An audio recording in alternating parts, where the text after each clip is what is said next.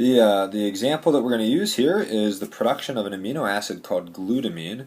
Maybe my pen going here. Glutamine is very useful in the building of proteins and a bunch of other things inside of our cells, but it is produced by taking glutamic acid, which is something that you would actually find in a cell, consume in a cell in nature, would find that, and then ammonia. Okay, which is something you can also find in cells. But glutamine is what is actually required to do the building of these proteins. So anyway, this is something. If we're putting two molecules together, it's going to be an endergonic reaction. We see a positive delta G here. So this is not a favorable reaction, but the cell needs it to happen. So the way we can do this is we can hydrolyze ATP here. So we have ATP. The reason it's in this like yellow star thing is because they think of ATP as a high energy molecule, just because it provides energy for a lot of things.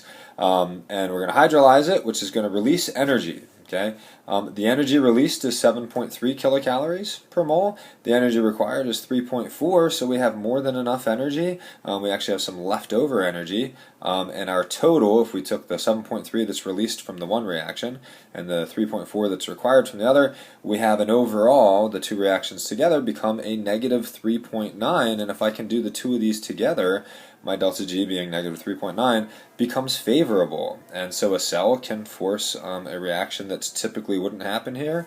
We can force it to happen. We can actually make it favorable if we can couple it to this other reaction, the ATP hydrolysis. Okay, so that is the idea of coupling the two reactions, the ATP coupling. Now let's look at some mechanisms here, like how exactly does ATP do this?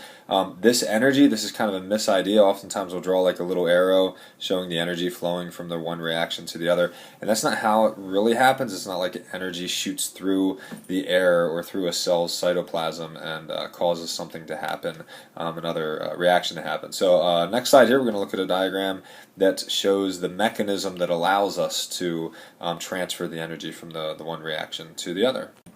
All right, here's the examples of how ATP is used to drive these endergonic reactions. And basically what it does is something called phosphorylation.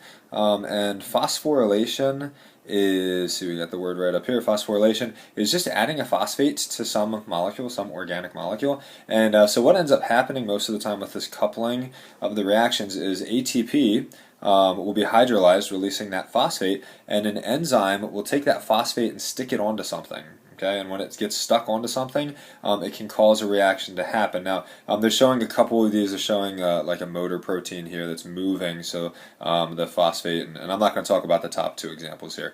I'm going to talk about the bottom one because that was what we used on the previous slide. But what happens here is the reason on the previous slide, when it was glutamic acid here, glutamic acid and ammonia, the reason that was not a favorable reaction is because ammonia is relatively stable and glutamic acid is relatively stable.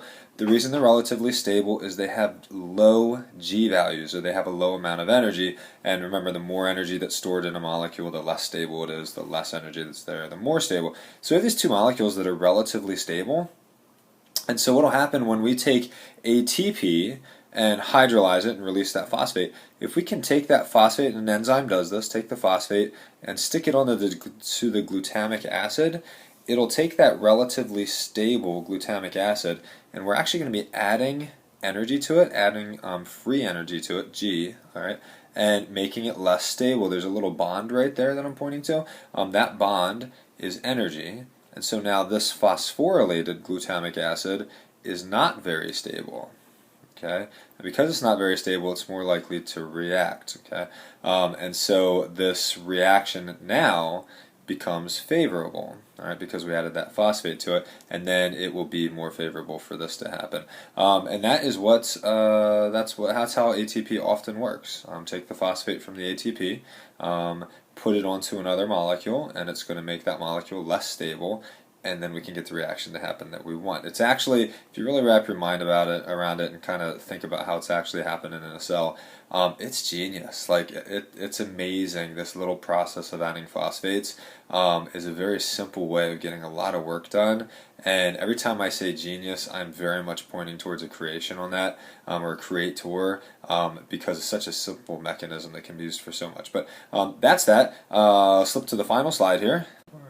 Okay, last idea here is the idea of I'm going to call it the ATP cycle. I think the book actually calls it the ATP cycle also, but the ATP cycle, and the idea here is if I take ATP and I hydrolyze it and turn it into ADP and use the energy released to do an endergonic reaction, that's great. But when all said and done, I still have ADP in a phosphate, and cell is incredible at recycling materials. And so the ADP in this phosphate can be taken back to another area where exergonic reactions are being done, and take the energy from those exergonic reactions to stick that phosphate back onto the ADP and produce ATP. And then it can go and drop off energy for an endergonic reaction and go back to an exergonic reaction and pick up energy. And so we have this cycle going on so that ATP and ADP are constantly being converted into each other. And it is the ATP cycle, which we will actually in some future chapters talk quite a bit about the mechanism for all of that happening. But there is your section 8.3, all about ATP and how it's used in the body. Hope you enjoyed. Have a great day.